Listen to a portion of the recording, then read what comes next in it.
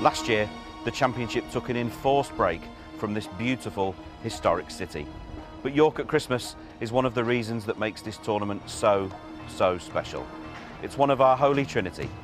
These are the UK's.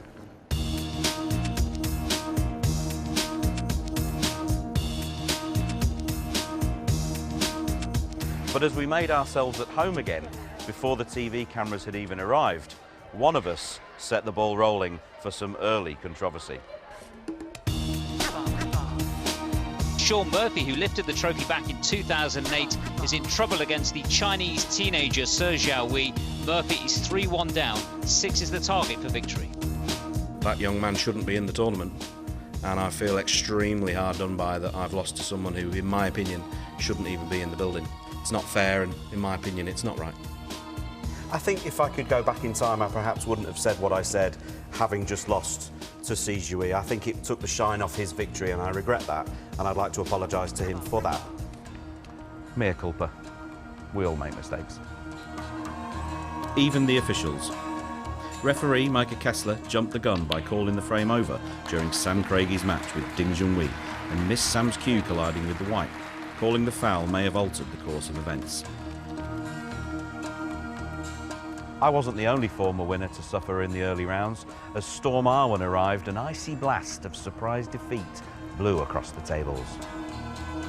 The defending champion was also frozen out. Big headlines here.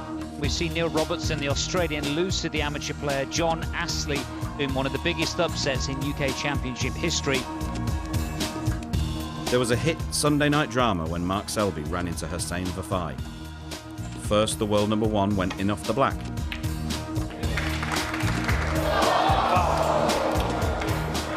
Which had to be respotted. Then he had the rug pulled from under his feet by the Persian prince. Well, can you believe it? Hussein can't believe it. Mark Selby can't believe it. The Barbican crowd can't believe it. He beats the world number 1 and world champion Mark Selby by 6 frames to 2. Winner here on 2 occasions, Mark Williams suffered post-Covid drowsiness and outrageous misfortune in his defeat by Anthony Hamilton. It's the first time in 30 years as a professional I fell asleep at the table. I couldn't believe it. I was gone. I was there, and I just, when I woke myself up, I was just absolutely knackered. On an outside table, the Masters champion, Yan Bintao, was sent packing by Ben Wollaston. And Ding Junhui was another superstar to hit the road before we'd even reached the round of 16. A music montage of quirky moments at the championships is as traditional as Christmas itself, and the early rounds brought their customary array of flukes, errors and oddities. Don't touch it, don't touch it. I suppose that was nearly the best break of the night there. This is an implement you don't really see very much. It's called a swan neck. A little bit of Strictly Come Dancing there from Graham. He wasn't too happy with that one. Now we've got the extended spider. All the toys coming out for this one. Foul. Miss. Foul. Oh, well, he's just fouled himself, so that's the end of that.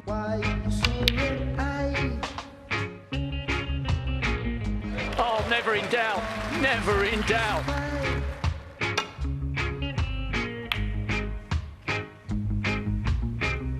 Where's the brown going? No, surely not. Ah, dear me. 4.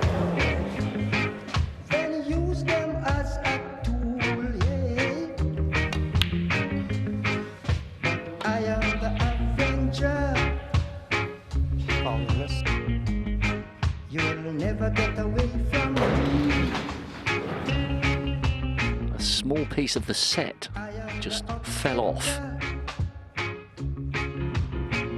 But round 3 brought little to smile about and no respite for the big guns. Judd Trump was another high-profile casualty. Fantastic long red from Matt Selt. Absolutely outstanding performance.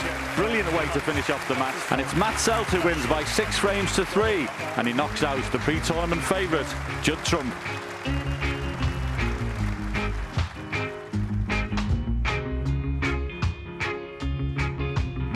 While match number 109 proved unlucky for multiple winner John Higgins as he succumbed to the rising star, Tong.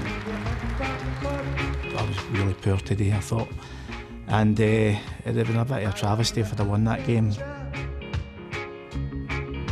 Despite growing a moustache, quitting smoking, dental work and associated weight loss, David Gilbert came back from 3-0 down to beat Mark Allen. Energy levels haven't been great, just struggled to eat, and yeah, I'd love to go for a fag, mate. I ain't gonna lie. An on-fire Maguire shot blanks as the Belgian bullet Luca Brissell hit the target to win 6-0. Yeah, it's been dead-eye dip this evening. When the smoke had cleared, only 2 of the world's top 10 were left standing, whilst the tournament's most successful ever player was ominously kicking on.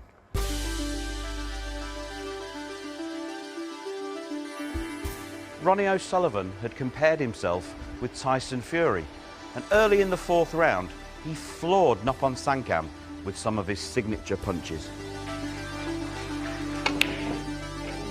And he wants to pop the lock to finish.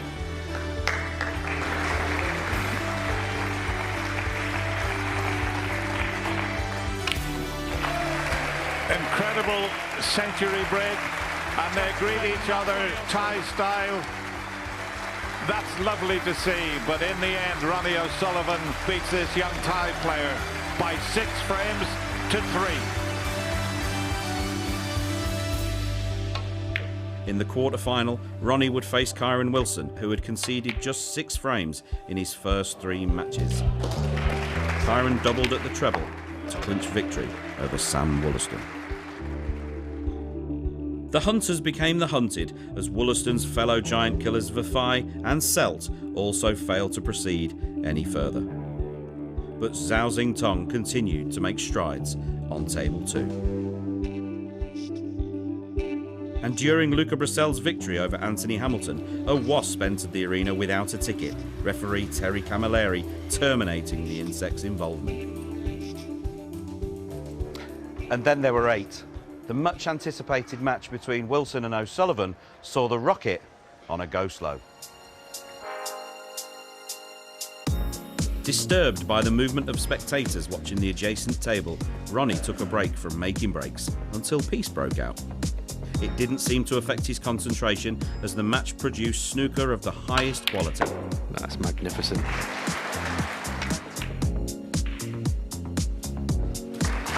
Another fantastic shot.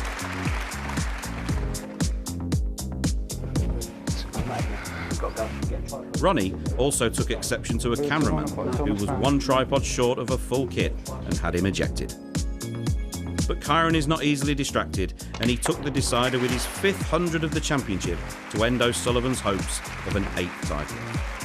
He deserved his victory, it just wasn't clinical enough, one of them things, and I'll try not wallow in it for too long.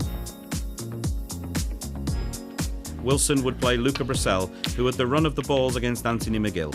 Luck and not a little skill enabled the Bullet to take a 6-2 victory. That's one of the best flukes I've ever seen. In a match that would have scored highly on a Scrabble board, Zhao Tong defeated Jack Lazowski. Jack made a fast start before Zhao reeled off 6 frames in a row and finished with a fine break of 83 to reach the biggest semi-final of his career. And Andy Hicks, aka the Cream of Devon, saw his Friday evening turn sour as Barry Hawkins ran out a 6-3 winner.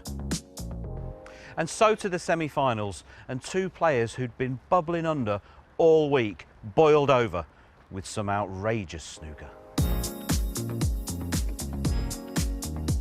Luca Bracel set about his contest with Kyron in stunning fashion, opening with a 130 clearance.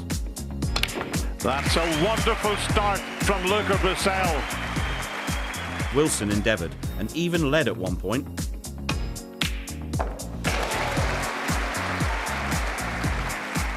But the Belgian barrage began after the mid-session break when Bracel produced his third century of the match, followed by breaks of 97 and 80.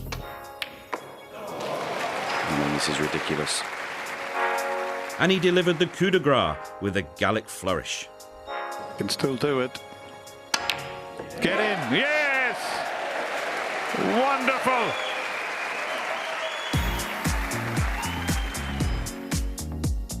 Zhao Xingtong was equally destructive against Barry Hawkins.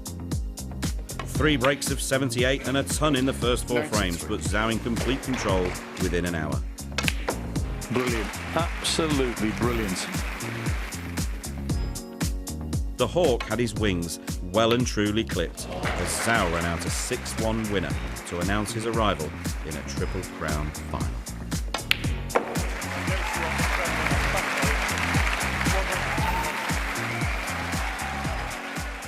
From its controversial start and the litany of early shocks to tonight's final via some stellar snooker, it's been a remarkable UK Championship.